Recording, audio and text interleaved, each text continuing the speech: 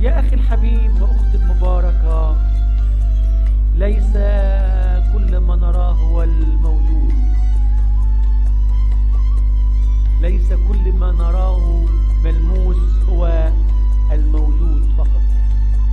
يا صديقي، ليس كل ما نشعره بالحواس اللحمية هو كل الموجود، فهناك موجود غير مرئي وغير ملموس وغير محسوس.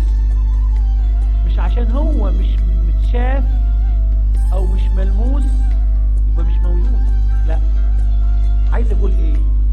عايز اقول في اشياء كثيرة تحدث ولا نشعر بها ولا نراها بعينانا.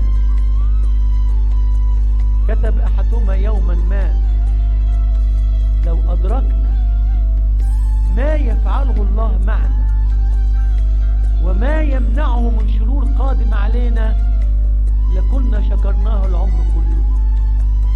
ورسم صورة كده حلوة لشاب بيعدي الطريق ومجموعة من الأشرار عدو الخير وجنوده بيحاولوا يجربوا منه، وهو ربنا تبارك اسمه بعت ملايكة بالصد دول.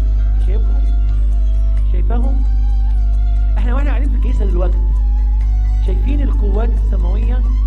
لا، لكن ربما البعض منا يشعر بها، يراها بالفعل، يحس بها.